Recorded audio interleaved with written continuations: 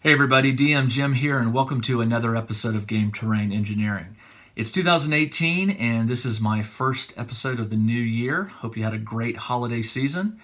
And you may have noticed the new intro. I'm going to be making my videos, or hoping to make my videos, shorter.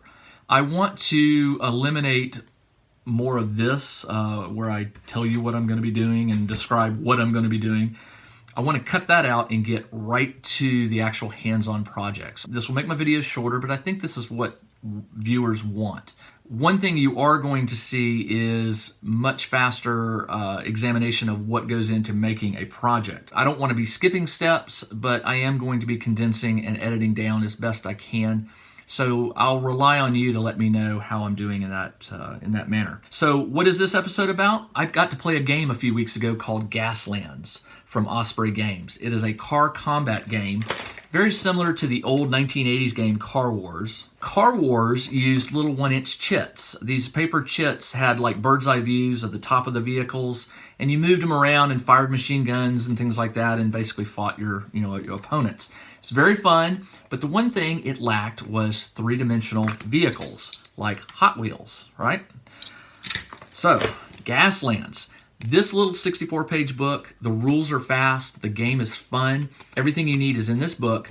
This game uses the 1/64th scale cars, like the Hot Wheels and Matchbox cars, but you need to add weapons to them. Now, a lot of people are doing this, and they're using custom weapons that they get from other model kits and things, but there are people who are just making the weapons out of toothpicks and things like that. I got to play this 2 weeks ago, and I borrowed some cars from one of the other players, and it was very fun, and I lost because I didn't know what I was doing, and but I was laughing the whole time, and when I finished, I realized real quick that A, I wanted to get the game, and B, I had to make my own cars. So in this episode, you're going to watch me build one of my combat cars, actually from this. This is the Bone Shaker from Hot Wheels, right here.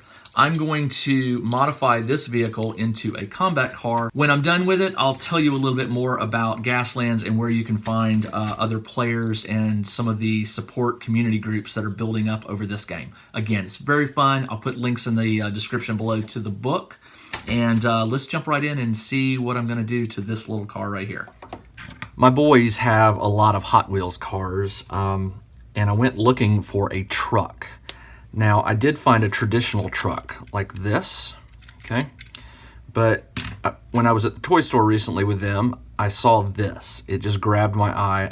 It had that hot rod, retro look, bigger tire on the back than on the front, side exhaust pipes. And here's another piece. I don't know if you can see this, but this piece is chromed. It's a skull.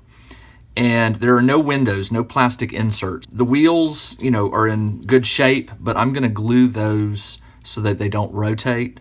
The main reason being is when I'm playing Gaslands, I don't want this to accidentally, get hit and roll away. You want it to stay put where you place it. So I will fix the wheels so that they don't roll. Recently, I was at a hobby shop in Pensacola, Florida called Bobby's Hobby House, and I found this turret. And it just so happens to be perfect fit for the top of this car. So what I'm going to do is I'm going to glue this to the top first, and then I'm going to prime it. And then I'll start doing embellishments like painting the skull, adding armor, things like that. So let me go ahead and glue this on, and then we'll get it primed and see how I can modify this for a game of Gaslands.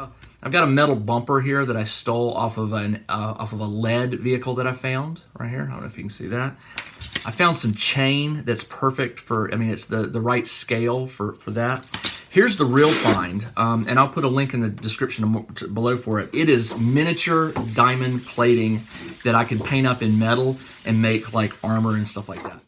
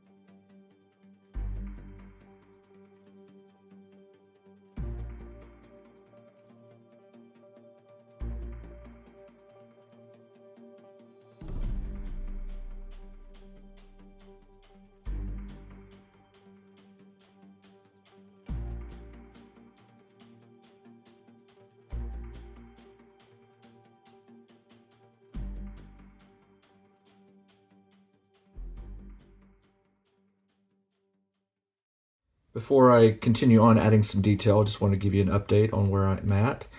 As you can see, I primed everything black, and then I gave a dry brush of a gunmetal.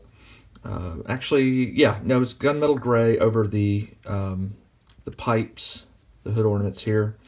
I painted the turret I guess what you'd call battleship gray, and then I dry brushed the entire truck with a flat gray. And then finally I did some dry brushing along the very bottom, the door, the wheels, the pipes, with some burnt sienna to give it sort of a rust or dirt, you choose.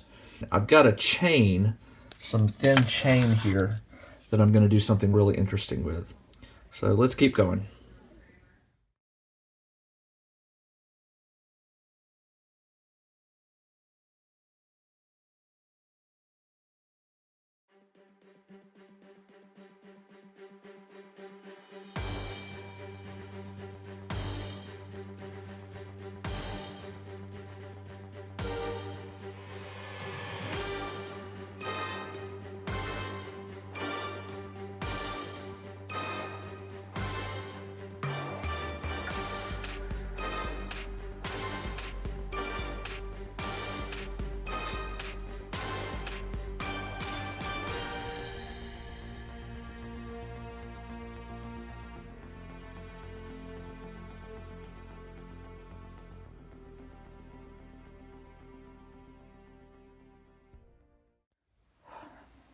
I want to show you another bit of detailing that you can add to a car. This wire right here, I'm not sure, I think this may be 20 gauge, not good at judging that. Thin red wire, but what's interesting about this wire is it has writing on it. I don't know if you can see it there. See the writing?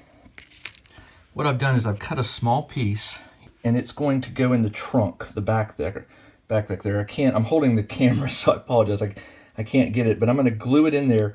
It's going to go behind that silver thing and curve to the left and go into the fuel tank there.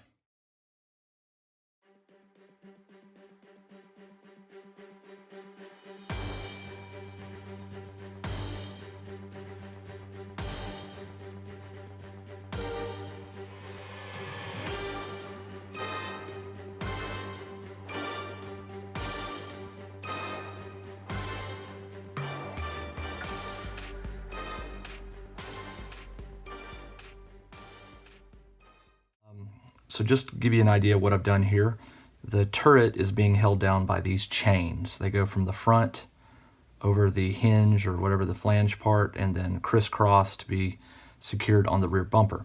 You can see down in here I've glued a piece of red wire. I cut a piece of thin wire off of a resistor, electronics resistor, and bent it and glued it in there. So all in all, I'm pretty happy with it. There are some touch-ups I want to do. I want to paint the tips of the exhaust pipes here black, so they're not solid. But overall, I'm quite happy with it. So up next is the wash, the dark tone wash, and then I'm going to let it dry and it'll be done. The Reaper. I'm going to be using the Army Painters Quick Shade. It's called Strong Tone. I love this stuff. It works really well on the miniatures I paint. I don't know what it's going to look like when it's done, but I'm hoping if this has the same effect on the car as it does on the miniatures that I paint, I should be pleased.